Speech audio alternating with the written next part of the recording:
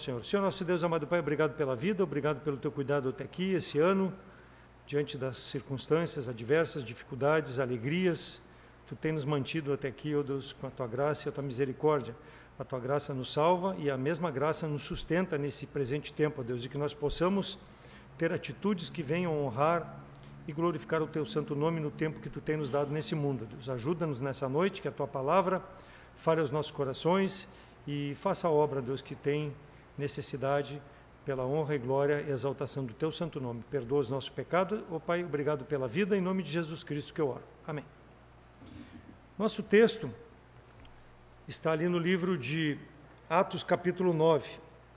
Eu vou ler os 15 primeiros versículos, Atos 9, os 15 primeiros versículos, e depois nós vamos meditar na palavra do Senhor.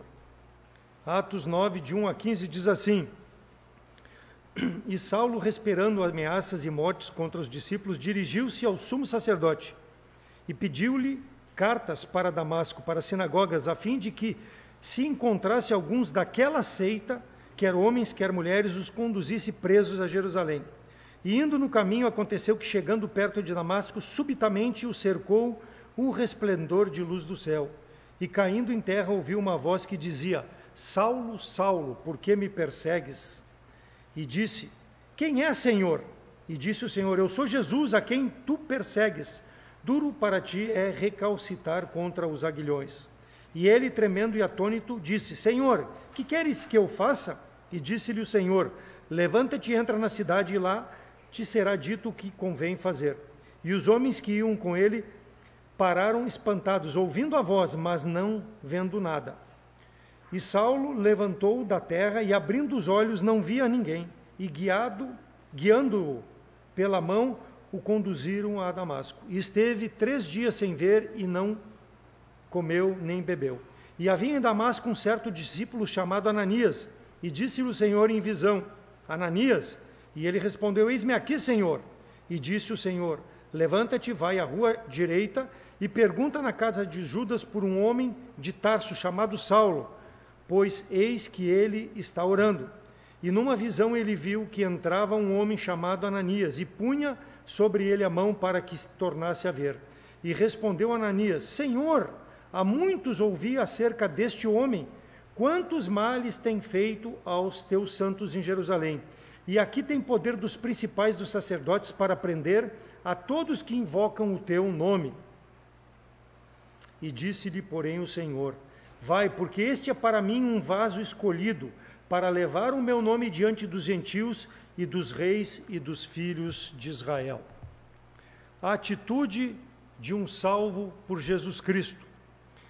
Até a conversão de Saulo, o Senhor Jesus Cristo se dirigia a ele, versículo 2, Saulo. Lá depois ele fala: Saulo, Saulo, por que me persegue? Então, o mesmo Senhor falou a Ananias, versículo 11 e 17, uma pessoa por nome Saulo, tu vai e procura por ele. Então, o Senhor se dirigia a Jesus Cristo como Saulo, o Messias falando com o pecador. Então, o Senhor Jesus Cristo não foi ele que mudou o nome de Saulo para Paulo. Capítulo 13, versículo 9, todavia Saulo, que também se chama Paulo, cheio do Espírito Santo e fixando os olhos nele, começou a fazer a obra do Senhor. Então o Senhor foi quem transformou a vida de Saulo, salvou Saulo, ele não trocou o nome de Saulo. Filipenses 3, 5 e 6, circuncidado ao 8º dia, da linhagem de Israel, da tribo de Benjamim, hebreu dos hebreus, segundo a lei, fui fariseu, segundo o zelo, perseguidor da igreja, segundo a justiça que há na lei, irrepreensível. Então, Saulo, ele era um homem judeu. Então, o nome Saulo vem do judaísmo. Ele era conhecido por Saulo. Naquela época, as pessoas costumavam ter 2 nomes. Então, como Paulo, ele tinha cidadania romana, o nome dele, diante dos romanos, era Paulo. E Saulo para os judeus. E ele diz que ele era o perseguidor da igreja. E ele diz no versículo 1 do capítulo 9, ele ameaçava o povo de Deus para que negasse que Jesus Cristo era o Salvador. Mas o Senhor encontrou com Saulo no caminho para Damasco e transformou aquela vida, aquela mente, aquele entendimento de que ele, Jesus Cristo, era o Messias prometido. Por quê? Porque ele era fariseu, ele conhecia bem a lei, ele conhecia as escrituras da época e que havia a promessa de um Messias para o povo de Israel, mas ele rejeitava, assim como todo o povo de Israel, e ele perseguia a igreja de Cristo. Cristo já havia ressuscitado, já havia assunto aos céus, e ele perseguia, ele tinha ordem dos magistrados para aprisionar, para matar todo aquele que professasse o nome do Senhor e Salvador Jesus Cristo. Então ele era um homem zeloso, ele era um judeu zeloso pela lei, devoto.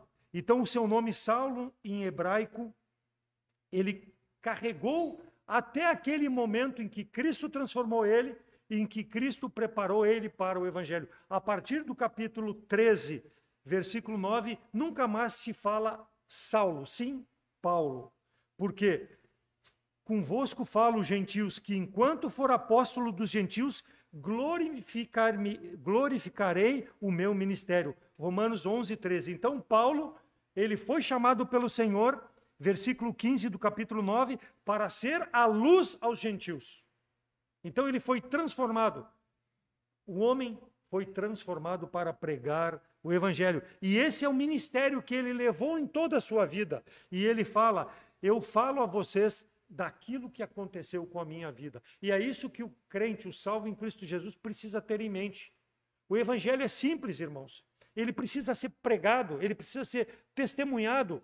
Simplesmente o que eu era, Saulo, e o que eu sou, Paulo. Então esse nome, Saulo, é um nome de grande orgulho, é um nome do homem natural. Né? Lembra da Saul?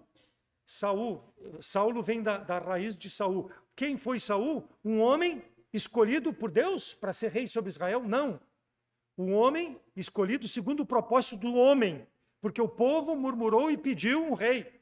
Então Saulo, ele tinha esse comportamento mundano, comportamento do homem. Mas no momento que Deus transforma a vida dele, ele passa a usar o nome de Paulo, porque Paulo é pequeno, Paulo é servo de Jesus Cristo.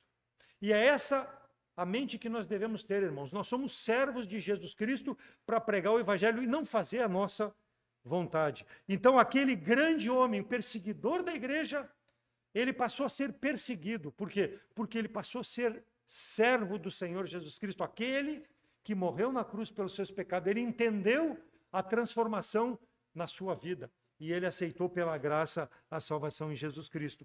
Agora nós vamos ler, que vai ser o fruto dessa mensagem, capítulo 9, versos de 26 a 29. Atos 9, 26 a 29. Esse grande servo de Deus. E aqui, no final do capítulo, nós vemos Paulo fazendo aquele propósito que Deus o salvou. E deve ser um desafio para a nossa vida. Versículo 26. E quando Saulo chegou a Jerusalém, procurava juntar-se aos discípulos. Quer dizer, ele perseguia e agora ele queria comunhão, queria juntar-se aos discípulos. Mas todos temiam, não crendo que ele fosse discípulo. Então Barnabé, tomando-o consigo, o trouxe aos apóstolos e lhes contou como no caminho ele vira o Senhor e que o Senhor lhe falara. E como em Damasco falava ousadamente em nome de Jesus. E andava com eles em Jerusalém, entrando e saindo, e falava ousadamente no nome do Senhor Jesus. Falava e disputava também contra os gregos, mas eles procuravam matá-lo. Então a condição espiritual do homem transformado por Jesus Cristo, ele não vive mais a sua vida. A atitude do salvo é viver para o Senhor. Por quê? Porque nós tivemos uma conversão. O que era aquele homem antigo deixou de ser, nós somos uma nova criatura. E eu quero observar nessa noite qual é a verdadeira atitude do salvo em Cristo Jesus com base nesses versículos de 26 a 29. O procedimento cristão que deve pautar a minha, que deve pautar a tua vida enquanto Deus nos mantiver nesse mundo. Não só quando nós quisermos, irmãos, mas enquanto Deus nos manter aqui. Vale para nós crentes. E aquele que não tenha Jesus Cristo, o chamamento é para que preste atenção na mensagem, para que possa aplicar essa transformação na tua vida, que o Espírito Santo possa te convencer do pecado e do juízo, assim como convenceu Paulo. Deixar de ser um contra o Evangelho e passar a ser um que dê a mão para o Salvador. E é isso que o Senhor quer nessa noite. Então, a atitude do salvo. Primeiro, versículo 26. E quando Saulo chegou a Jerusalém, procurava juntar-se aos discípulos, mas todos o temiam, não crendo que fosse um discípulo. Então, a primeira atitude deve procurar ajuntar-se com pessoas da mesma crença, ajuntar-se com os irmãos. É o que procurava Paulo. E isso impactava a vida das pessoas. É errado? Não, é isso que deve acontecer. As pessoas devem olhar aquilo que eu era. Talvez um marginal, talvez um infiel à minha esposa, talvez um assassino, mas que Deus me transformou. As pessoas devem ver uma nova criatura. Aquele que está em Cristo, nova criatura é. As coisas velhas ficaram para trás, agora tudo se fez novo. As pessoas devem ver um novo homem, uma nova mulher com as minhas atitudes, com aquilo que eu coloco como prioridade na minha vida. Parece elementar, mas não é fácil. Nós sabemos que não é fácil nós nos despojarmos do velho homem, porque ele ainda habita no nosso corpo, na nossa mente, no nosso eu. E o Espírito Santo luta diariamente contra esse velho homem, para que ele fique sufocado, para que Deus possa prevalecer e o nosso testemunho possa impactar as pessoas. Então, no momento que o Espírito Santo passa a habitar, há uma luta muito grande dentro da pessoa. E a igreja deve orar uns pelos outros, deve clamar pelos novos convertidos, por aqueles que nós sabemos que têm dificuldades para se firmar na verdade, para que eles possam ter prazer na comunhão conosco.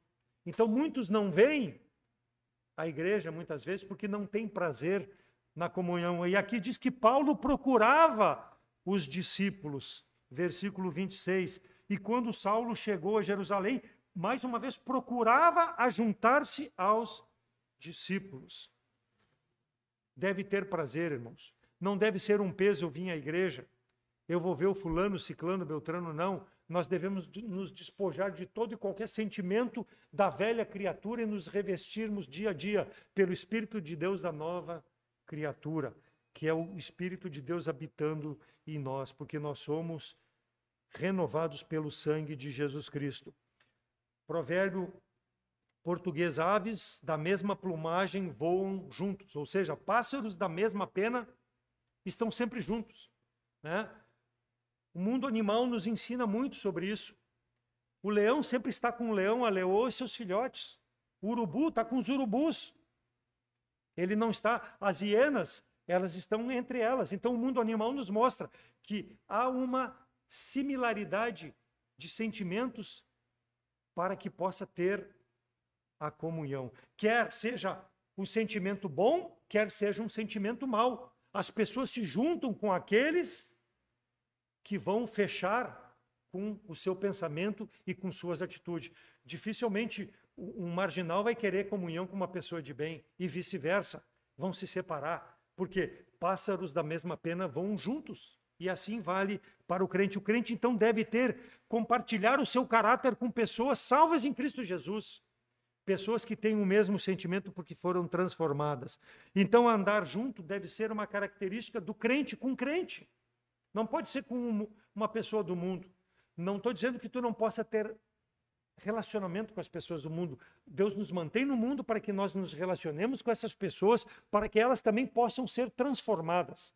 Mas o meu melhor amigo não pode estar no mundo. Não pode ser amigo do mundo. Marido e mulher, colegas de trabalho, moradores no mesmo condomínio, juntos, mas longe um do outro, porque não tem nada em comum. Por isso que o Senhor Jesus Cristo, Paulo fala, orientado pelo Espírito Santo, não vos prendais a um jugo desigual com os incrédulos. Porque qual é a comunhão entre trevas e luz? Não existe. Sempre vai ter uma discordância. Então, eu devo ter prazer em buscar pessoas que têm a mesma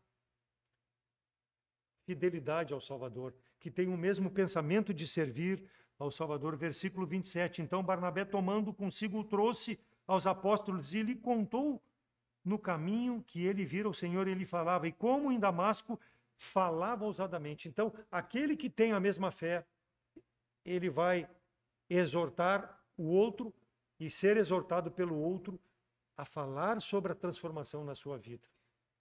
Deve ser o nosso sentimento, irmãos, de falar aquilo que Jesus Cristo fez por mim. Barnabé dava testemunho de que Paulo realmente era um homem de Deus, que Paulo estava transformado pelo Espírito Santo. Além das atitudes dele, ele vira o Salvador no caminho para Damasco. As intenções de compartilhar o Evangelho de Paulo era a mesma daqueles apóstolos que viveram aquele período com o Senhor, porque o Senhor apareceu a ele no caminho de Damasco.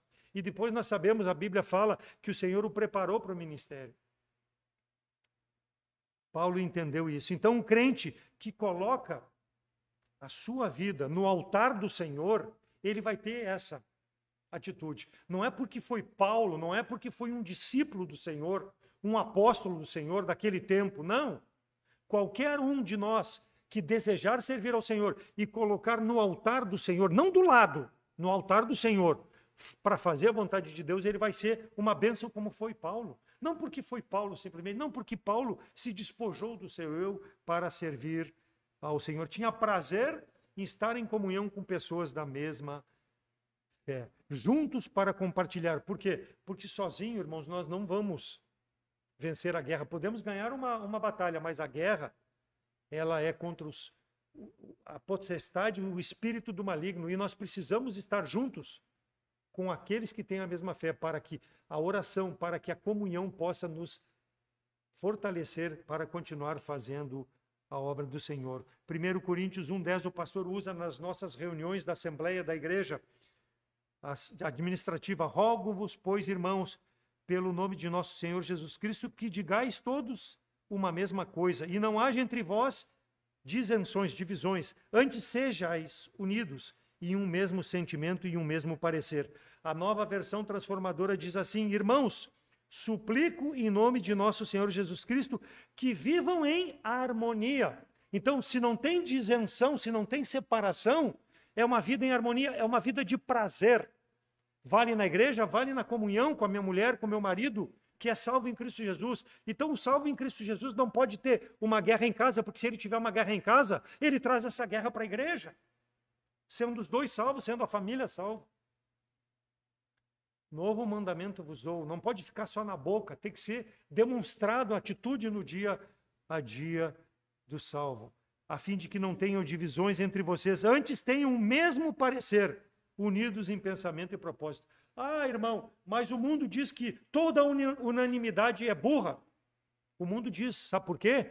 Porque o mundo não quer a palavra de Deus. O irmão Nelson falou sobre isso pela manhã. O mundo não quer servir a Deus, então a unanimidade do crente é de servir a Deus em comunhão, irmãos, porque nós temos a mesma fé, a mesma medida que nos salvou, ela deve ser para a nossa vida, a graça de Deus. Então nós não somos burros, não, nós somos pessoas que têm um entendimento de fazer, não o que me agrada, mas aquilo que agrada a Deus. Então o mundo diz que é burro porque o mundo quer fazer a sua própria vontade e não a vontade de Deus. Por isso que vira as costas para Deus, por isso que o mundo jaz no maligno, acontecendo tudo o que acontece, porque não quer servir a Deus.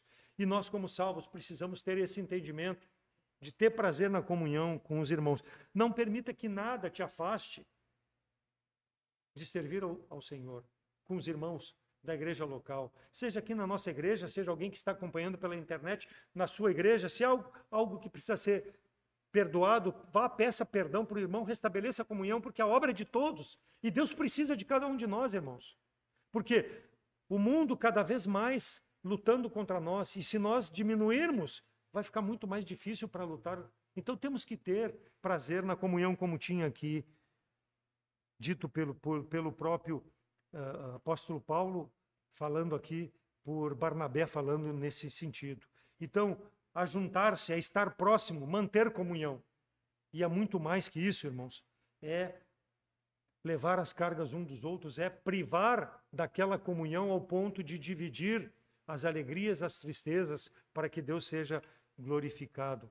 Levíticos 23, 17, das vossas habitações trareis 2 pães de movimento, de 2 dízimas de farinha serão levedados, se cozerão, primícias são do Senhor. No Antigo Testamento, Deus não fala sobre a igreja, mas nas entrelinhas dá uma conotação sobre a igreja. Aqui fala em pães levedados. Lembra que lá em Levíticos 23, de 4 a 8, a celebração da Páscoa era com pães asmos, sem fermento, não levedados. Então, levedura é um símbolo de pecado, seja no Novo Testamento como no Velho Testamento. Então, aqui quando ele diz, quando apresentar em movimento das tuas dízimas, apresenta com pão levedado, ou seja, o homem é pecador, irmãos. A igreja é composta de gente pecadora. Isso aqui está apontando para a igreja de Jesus Cristo, aonde nós, pecadores, levedado, né? Nos unimos, mas sem discrepância. Temos tudo em comum para servirmos ao Senhor Jesus Cristo. Então, deve ser um desejo para as nossas vidas. A palavra de Deus nos exorta para que nós possamos, se tiver pecado, abandonar o pecado, confessar, restabelecer a comunhão e juntos ter prazer em fazer a obra do Senhor. Então, no meio do povo, há pessoas que muitas vezes, em razão do pecado, se desgostam de ter comunhão, se afastam. Mas isso não deve fazer parte da vida daquele que é salvo em Cristo Jesus. Tenha prazer. Ah, mas eu não vou lá porque o irmão vai pregar contra mim. Ah, eu não vou lá porque o pastor vai pegar meu pé. Abandona o pecado, volta à comunhão. É isso que a palavra de Deus fala. Ninguém pega pé de ninguém. Nós temos o interesse. O pastor tem um interesse quando te procura por algum motivo de que tu volte e restabeleça a comunhão, porque ele é responsável por ti, porque tu é uma ovelha do pasto dele. Então ele não pega o pé de ninguém. E a palavra, quando é pregada no púlpito, não tem esse sentido. Tem sim de transformar a pessoa que está em pecado para restabelecer a comunhão com o Senhor. Então, o Senhor é muito claro que nós temos diferença, temos sentimentos diferentes, mas podemos ser felizes juntos servindo ao Senhor com a mesma fé, com a mesma graça que vem do Espírito Santo de Deus, irmãos. E é isso que Paulo entendeu e Barnabé estava tentando mostrar para os demais apóstolos. Agora nós temos mais um para lutar conosco. Que maravilha, que maravilha. Eu poder saber que eu não estou sozinho, que eu não sou melhor do que ninguém, que eu preciso do irmão, da irmã. Êxodo 33, 11. E falava o Senhor a Moisés face a face, como qualquer fala com seu amigo. Depois tornava ao arraial, mas olha só, o moço Josué, filho de Nun, seu servidor, nunca se apartava do meio da tenda. Deus falando com Moisés, Moisés falando com Deus, e Moisés falando com Josué. Que relacionamento, irmãos! Que relacionamento perfeito. Josué, mesmo rapazinho, mesmo novinho, né? Talvez um pouco mais, talvez do que a idade da Esther, né? Não sei quantos anos tinha, mas ele tinha prazer em estar em comunhão com Moisés. E Moisés tinha prazer em Deus. Então, Josué via Deus na vida de Moisés. E ele tinha prazer em ter comunhão, irmãos. Isso é diferente para um crente fiel. Quando o Senhor, lá em Números 27, de 12 a 23, anuncia a Moisés: ó Moisés, te prepara porque tu vai morrer, tu não vai mais colocar o povo na terra prometida porque tu foste rebelde lá no deserto de Zim, na contenda da congregação lá, quando eu te disse para te falar para a rocha e tu feriu a rocha de Meribá e ela deu água. Tu não me trouxe glória. Então tu te prepara. E quem foi o substituto de Moisés? Josué. Josué estava tão próximo. Então não foi por acaso que Deus escolheu Josué para ser o sucessor de Moisés e colocar o povo de Israel na terra do Egito. Tirar da terra do Egito, perdão. Na terra prometida, colocar na terra prometida. Não foi por acaso. Por quê? Porque Deus viu o coração de Josué sempre pronto a servir ao Senhor, em ter comunhão com pessoas que queriam servir a Deus. E esse é o nosso desejo, irmãos. Deve ser o nosso desejo. ter comunhão com pessoas que eu posso ver Jesus Cristo na vida dele. Que eu possa trazer glória ao Senhor, assim como esse homem, como essa mulher traz. Então, nós salvos, muitas vezes, não temos esse desejo de Josué. Hoje eu não vou na igreja. Não que não possa. Tem trabalho, tem algumas atividades que impedem. Tem distância, tem tantas coisas. Mas simplesmente ficar em casa por ficar em casa não é ter prazer na comunhão com Deus. Porque, às vezes, eu fico em casa, não posso, mas não tenho nem prazer, não ligo nem a internet para ver o culto que está sendo transmitido ao vivo. Que prazer eu tenho? Primeiro na comunhão com Deus e quanto mais aos irmãos.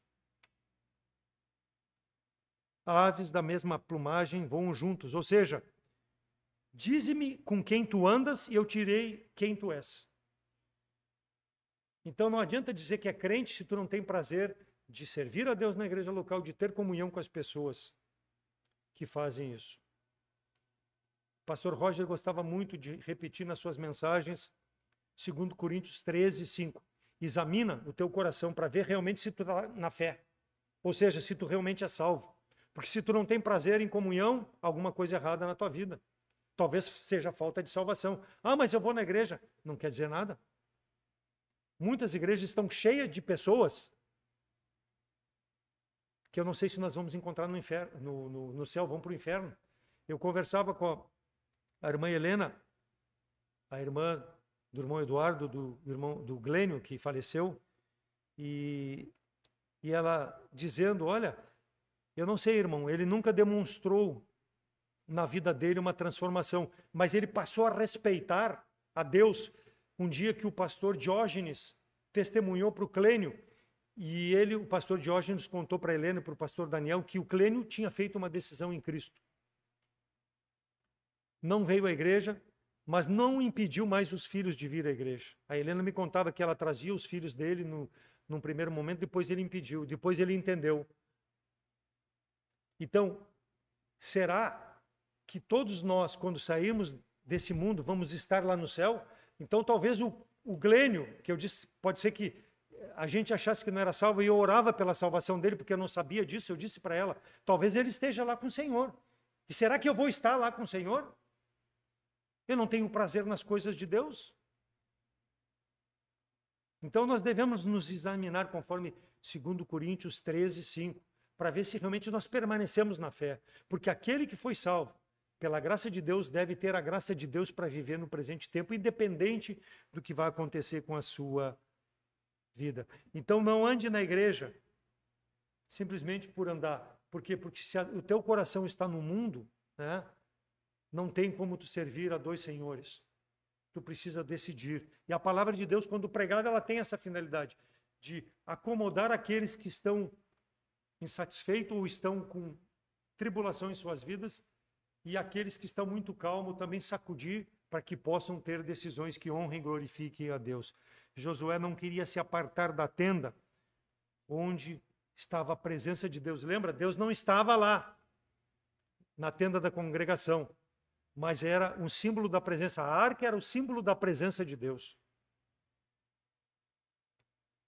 Salmo 27, 4. Uma coisa pedi ao Senhor e buscarei, que possa morar na casa do Senhor todos os dias da minha vida para contemplar a formosura do Senhor e aprender no seu templo. O desejo de Davi, estar próximo ao Senhor. Permitir que o Senhor seja o seu Senhor, o Senhor da sua vida. Então isso é ter uma amizade, ter um relacionamento verdadeiro com Deus. Deve ser a atitude do salvo por Jesus Cristo. No presente tempo, não se aparte da comunhão, não se aparte da meditação da palavra de Deus, do teu tempo a sós com Deus.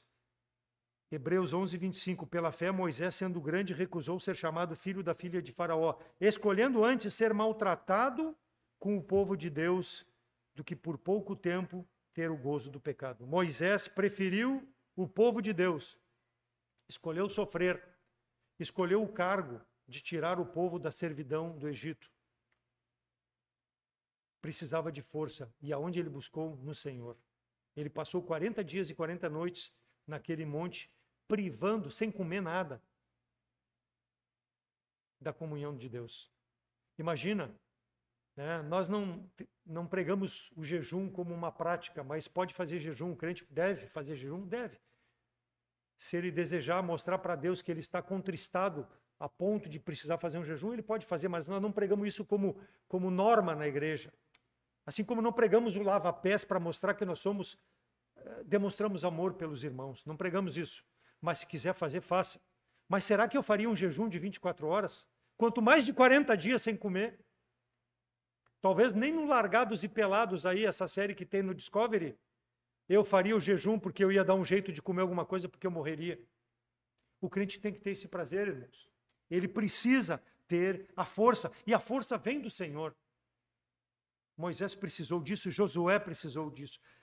Moisés preferiu ser maltratado, identificado com o povo de Deus, ao invés da fama do Egito, os elogios, a vitrine, as riquezas terrenas, o prazer transitório do pecado, o gozo do pecado. O pecado é gostoso, irmãos, mas ele cobra caro. O pecado cobra caro. Cobra, por exemplo, uma gravidez indesejada. Cobra, talvez, uma separação do marido e da mulher. Cobra, talvez, eu perder a minha vida. Por quê? Porque eu me envolvi com pessoas que tinham um histórico de urubu, de abutre. E alguém pode, em algum momento, tentar fazer justiça contra essas pessoas e eu estar junto e ser levado. Então, é prazeroso? É, mas tem um peso muito grande. Então, pense antes de pecar, antes de se afastar de Deus. Ele é prazeroso, mas ele cobra muito caro. Doenças indesejáveis, morte. Moisés preferiu o sofrimento, estar junto, porque ele tinha prazer no Deus e no povo de Deus. Então nós aprendemos com a vida de Moisés, com a vida de Josué, com a vida de Paulo, de estar juntos com o Senhor. Avalie o teu comportamento, avalie o teu coração. Quais foram, melhor, os desejos nesse ano que está terminando de 2024? Como tu te comportou diante de Deus? Teve prazer no Senhor? Teve prazer com os irmãos em Cristo? Ou tu deu de ombro? Ou tu para ti, tanto faz, se der, der, não deu. Muitos desejam sumir. Hoje também a nossa presença, para alguns, pode ser isso. Sumiram porque não têm prazer. Outros estão de férias, outros foram fazer viagens programadas. Claro que devemos descansar, irmãos, porque o nosso ano ele é muito conturbado profissionalmente, espiritualmente, saúde, tantas e tantas áreas. Todo mundo tem o seu direito, mas de forma com que tu não deixe Deus de fora da tua vida, mas que tu possa honrar e glorificar ao Senhor. Então as práticas pecaminosas são vistas na vida daquele que não tem prazer na comunhão com o Senhor. Então a atitude do salvo, em primeiro lugar, deve procurar juntar-se com pessoas da mesma crença, fé, prazer na comunhão com o Senhor. E segundo, versículo 27. Então Barnabé, tomando-o consigo, o trouxe aos apóstolos e lhes contou como no caminho ele vira o Senhor e lhe falara, e como em Damasco falava ousadamente no nome de Jesus. Um testemunho convincente. O salvo deve ter um testemunho convincente. Ou seja, aquilo que eu digo, eu estou fazendo. Aquilo que eu falo para ti, eu já fiz, ou estou fazendo e vou fazer sempre. Não vou virar as costas para ti e fazer diferente. Paulo tinha um testemunho convincente. Por isso que eles tinham preocupação. Será que esse homem realmente foi transformado? E Barnabé dizia, não, ele tem um testemunho que agrada. Então Barnabé viu a transformação na vida de Paulo e pôde assinar embaixo que esse era um homem de Deus. O fato de ter visto a Jesus Cristo, se arrependido, ajuntar-se com o povo de Deus, mostrava que ele tinha um testemunho convincente. Tinha prazer em servir ao Senhor, porque foi necessário que o Senhor encontrasse ele. Capítulo 9, versículo 2. E ele pedia a carta para Damasco a fim de que aqueles que ele encontrasse daquela seita, ou seja, Paulo considerava a salvação em Jesus Cristo uma seita. Diferente dos dias de hoje, irmãos? Não é diferente. As pessoas nos taxam como loucos. E era um homem aqui que conhecia a lei de Moisés. conhecia as Escrituras e ele perseguia a igreja. Mas versículo 15, disse o Senhor a Ananias, quando Deus mandou Ananias se encontrar, o Senhor Jesus mandou Ananias se encontrar com Paulo. Senhor, eu ouvia muito desse homem que ele está matando gente, pode até me matar. E o que o Senhor fala? Ele é um vaso escolhido, ele é um homem escolhido para pregar a palavra de Deus, não aos judeus, porque agora ele é Paulo, aos gentios. Em Roma, em Corinto, em Filipos, em tantos e tantos lugares que ele pregou. Ele é uma bênção para mim. Aquele que perseguia, ele mesmo diz lá em Atos 22, 4, quando ele explica a transformação que ocorrera na sua vida, ele disse, persegui este caminho, olha só, persegui esse caminho, ou seja, Jesus Cristo, caminho com letra maiúscula, porque é Jesus Cristo, até a morte, prendendo e metendo em prisões tanto homens como mulheres. Mas ele não se orgulhava disso. Ele se arrependia disso. E ele usava isso como um fortalecimento no testemunho, que Deus me transformou. Por isso que agora eu prego o Evangelho. Porque ele me transformou lá naquele caminho. Eu tenho um testemunho que vocês vão ver que a minha vida condiz com aquilo que o Senhor fez. Então a intenção de Paulo, antes, Saulo, como a intenção de muitos irmãos, como a intenção de Satanás, é destruir o povo de Deus, é destruir a palavra de Deus, é fazer com que a palavra de Deus vire chacota. Os meios que Satanás usa, essa mídia, as pessoas debochando, caçoando de nós, e nós temos vergonha de falar do Evangelho. E aqui Paulo, não ousadamente, ele testemunhava aquilo que Deus fez com ele. Porque ele verdadeiramente mostrava a transformação na sua vida. E é um desafio para nós, irmãos, viver no presente tempo, mostrar aquilo que o Senhor fez. O tamanho mal que eu fiz, mas agora eu sou outro. Eu sou uma nova criatura. A parte humana de Cristo foi tocada, exposta à humilhação, às aberrações do homem. Se Cristo tivesse exposto, assim como expôs a sua carne, o seu espírito aos homens, os homens teriam destruído o Salvador completamente, espiritualmente. Mas ele preservou. Por quê? Porque é esse espírito que nos salva, esse espírito de graça que nos transforma, esse homem pecador, esse homem que matou Jesus Cristo. Por quê? Porque ele sofreu no meu lugar. Eu matei Jesus Cristo naquela cruz, porque ele se entregou por mim. Mas o Espírito dele agora habita em mim, eu sou uma nova criatura, pelo poder desse Espírito que Satanás e os homens daquela época não tiveram o poder de matar. Porque Deus é superior a tudo isso. Então esse é o homem de hoje, irmãos. Não é diferente. Paulo era assim. Nós éramos assim antes de sermos transformados. Talvez se tu não tens Jesus Cristo como Salvador, está presente ou nos ouvindo pela internet, seja assim. Precisa ter a transformação como Paulo teve. O diabo quer aniquilar a igreja. E a perseguição vai chegar muito em breve, irmãos. Nosso país está indo para isso. Tantas e tantas leis, esse sistema aí de agora ter uma polícia nacional que não dê mais a cada estado, a cada município autonomia. Se isso for aprovado, goela abaixo aí, nós vamos ter perseguição muito em breve, irmãos. O evangelho vai ser perseguido. Porque aquele que vai estar lá em cima na presidência vai determinar, junto com o Supremo Tribunal, como deve ser. E nós não vamos ter chance. Então prega o evangelho enquanto tem liberdade. Seja convincente no teu testemunho enquanto tem liberdade. Paulo mesmo naquela época. A igreja primitiva crescia porque era perseguida. Eram agregados 2.000, 3.000, 5.000 numa pregação. Mas só que muitos já morriam de imediato. Por quê?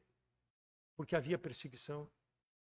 Mas não importa, eram salvos em Cristo Jesus. Expulsar-vos-ãos da sinagoga, vem mesmo tempo em que qualquer que vos matar cuidará fazer um serviço a Deus. João 16, 2. O próprio Salvador falou isso. E era o comportamento de Paulo. Quando era Saulo, ele perseguia, achando que estava servindo a Deus.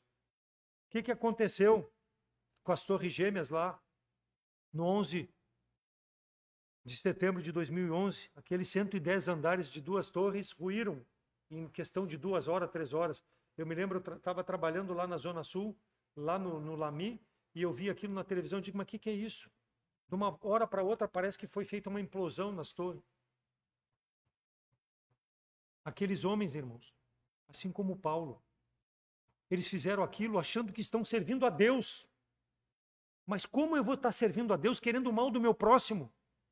E não mostrar o amor ao meu próximo? E eu mesmo me matar naquele avião que se jogou lá, ele se matou. Que amor a Deus é esse? Que Deus é esse? E nós temos o Deus verdadeiro e não pregamos, irmãos. Para dar oportunidade a essas pessoas de sair dessa loucura de vida que vivem e ter a sua vida transformada pelo sangue de Jesus Cristo. Mas nós não temos testemunho convincente muitas vezes. Temos vergonha. Não falamos de Cristo. Final de ano. Vou fazer uma fezinha aí. Tem jogo na 600 milhões, imagina. Será que isso vem de Deus? Será que esse comportamento vem de Deus? Será que Deus não tem muito mais poder para me dar do que eu arriscar a fezinha? Que fé é essa? Nas coisas desse mundo? Não tem testemunho convincente. E muitos crentes agem assim, irmãos. Muitos crentes agem assim nesse período. Fazem tanto mal e nada acontece mais 1 hora. A mão de Deus vai pesar sobre a minha vida ou a tua vida se nós estivermos andando de forma que não tenha um testemunho convincente. Não brinque com Deus. Expulsar-vos-ão da sinagoga. Vem a hora em que qualquer que vos matar cuidará estar fazendo um serviço a Deus. Então os discípulos perseguiam. Envolvia a expulsão da sinagoga. E nós sabemos que muitos se sustentavam lá na sinagoga. Então perderam até o sustento. Mas serviram a Deus em espírito e em verdade. Um serviço a Deus. Oferecer um sacrifício, eles pensavam, se nós matarmos um crente. Não sei como nós vamos nos comportar no presente tempo, irmão. Se alguém chegar e nos disser, tu és salvo em Cristo, tu crê em Jesus Cristo? Creio. Então tu vai morrer. Será que nós vamos dizer isso? Eu creio em Jesus Cristo ou vamos negar? Um serviço a Deus. A Inquisição da Igreja Católica matou muitos crentes em nome do quê? Da religião. As Inquisições foram instituições estabelecidas, tribunais de justiça pela Igreja Católica Apostólica Romana para buscar sentenciar pessoas que a Igreja acreditava serem hereges, viviam em heresia. O objetivo das Inquisições era garantir e manter a unidade religiosa doutrinária da palavra de Deus? Não, da Igreja.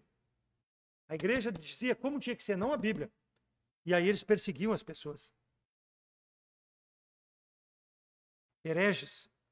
Então, antes da fundação da Igreja Católica e do estabelecimento da sua versão de cristianismo como a religião oficial do Império Romano lá no século IV, a punição para a heresia entre os cristãos era geralmente a excomunhão. Com a união da Igreja Católica do Estado, eu acho que é Tibósio, eu acho que é o nome dele, o imperador do Oriente, do Ocidente, lá em 380, ele uniu a Igreja e o Estado. E aí havia uma perseguição religiosa e uma perseguição às pessoas na parte material. Então, a Igreja Católica não tem tudo isso que tem hoje de graça, irmãos. Naquele período, saquearam as pessoas hereges, tomavam seus bens. Eu já ouvi aqui nesse país que nós não precisamos deixar para os filhos dos filhos os nossos bens. O Estado tem poder, mas naquela época era o Estado e a Igreja. Então, se tu se considerava um herege, tu estava excluído da sociedade em todos os sentidos espirituais e tu perdia tudo que tu tinha. Ficava com uma mão na frente e uma atrás e ia viver como? Mas era assim que tratava. Por quê? Porque tu não aceitava a doutrina da Igreja Católica. Não foi até o século XII que as inquisições oficiais foram organizadas e sancionadas pela Igreja Católica para lidar oficialmente com que aquele que era herege pudesse ser punido cada vez mais rigorosamente. Herege quem era? Eu não aceitava o que a igreja dizia, porque eu ficava ao lado da palavra de Deus. Herege era o protestante. Herege é o crentinho de hoje. porque crê na palavra de Deus, porque não aceita o batismo de infante. Como é que uma criança vai ser batizada se ela não crê em Jesus Cristo como Salvador? Não aceita o purgatório, ou seja, não tem inferno. A igreja diz isso, católica. Tu vai ser perdoado, tu vai pagar. A igreja é rica por isso. E as boas obras são suficientes para me justificar diante de Deus. Tudo isso. O crente daquela época era perseguido. Imagina se tivesse em nossos dias, irmãos. Mas a perseguição, irmãos, é que deixou com que essa palavra pudesse estar nos nossos dias. Amém? Porque se não houvesse perseguição, tudo estaria acomodado de acordo com esses homens do mal, juntados com Satanás para fazer a obra do maligno e não glorificar a Deus. Porque vivem pela religiosidade, não vivem para servir ao Deus verdadeiro. É como se fosse esses que se jogaram lá contra as Torres Gêmeas, achando que as suas obras, a sua forma de servir aquele Deus que ele acha que é Deus, é o suficiente. Então, os inquisidores, eles tinham uma reputação de serem homens justos, misericordiosos, mas eles faziam tudo contra aquele que mencionava que Jesus Cristo era seu Salvador, que era seu Senhor, que ele vivia para a honra e glória. Então, que nós possamos, irmãos, ter um testemunho convincente em tempos que nós temos liberdade. Porque vai chegar um tempo que vai acontecer, talvez, o que aconteceu no tempo lá da igreja primitiva. Que a pessoa vai professar Jesus Cristo como Salvador e logo, logo já vai morrer. Não vai ter oportunidade de ter testemunho convincente. Por quê? Vai acabar morrendo em razão de todas essas perseguições. Mas graças a Deus por isso. Porque ainda nós temos a liberdade. E por último, então, a atitude do salvo. Procurar juntar-se aos irmãos da mesma fé, da mesma crença. Ter um testemunho convincente apesar da perseguição. E por último, deve pregar o nome do Senhor. Capítulo 9, versículo 29. E falava ousadamente no nome do Senhor Jesus Cristo. E falava e disputava também contra os gregos, mas eles procuravam matá-lo. O que Paulo foi escolhido para ser? Luz para os gentios. Quem eram os gentios? Os gregos. Seu povo perseguiu e os gregos também. Mas ele pregou o evangelho. Marcos 4, 21. E disse-lhe Jesus: vem porventura a candeia para ser posta debaixo do cesto ou debaixo da cama? Não vem antes para se colocar no velador? Tu é a luz, eu sou a luz, para brilhar em todos os momentos da nossa vida, onde Deus nos coloca, irmãos. Não só aqui na igreja, porque aqui na igreja é muito fácil apertar a mão de pessoas que têm a mesma fé. Mas aonde Deus nos coloca, nós precisamos ser a luz. Sermos a luz desse mundo. Ou seja, como Paulo, a luz para os gentios, as pessoas que estão olhando para a nossa vida.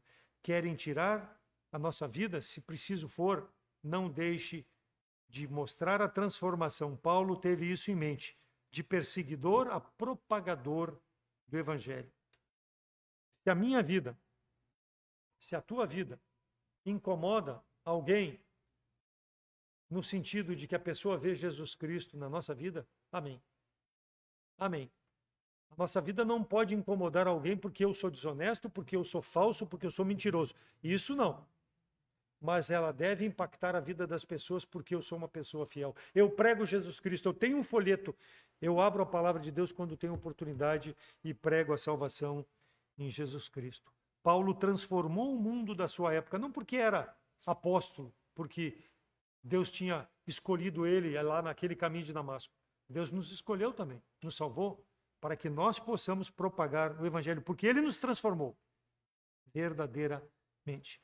Provérbios 24, 11 e 12. Livra os que estão destinados à morte e salva os que são levados para a matança. E se os puderes retirar.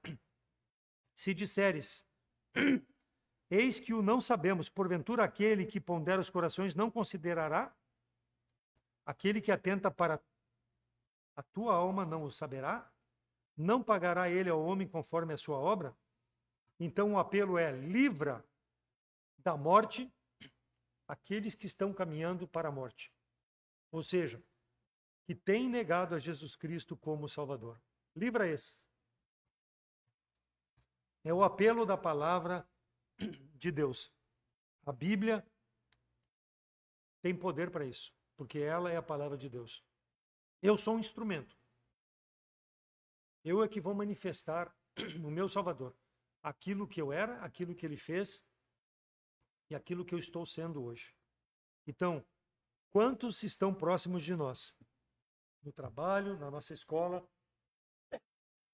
nossa vizinhança, no condomínio, e que estão destinados à morte porque não querem Jesus Cristo. Seja essa diferença, irmão, irmã. Pregue o Evangelho, dê testemunho, livra eles. Seja um Paulo, seja um Josué, tenha prazer na comunhão com o Senhor. Segundo Reis 7:9. Então disseram uns aos outros: não fazemos bem, este dia é dia de boas novas, e nos calamos.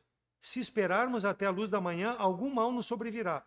Pelo que agora vamos e anunciemos a casa do rei. Aqui são aqueles leprosos, 4 leprosos, que havia em Samaria, porque Ben-Hadad tinha, rei da Síria, cercado a cidade, e havia uma fome muito grande na cidade de Samaria.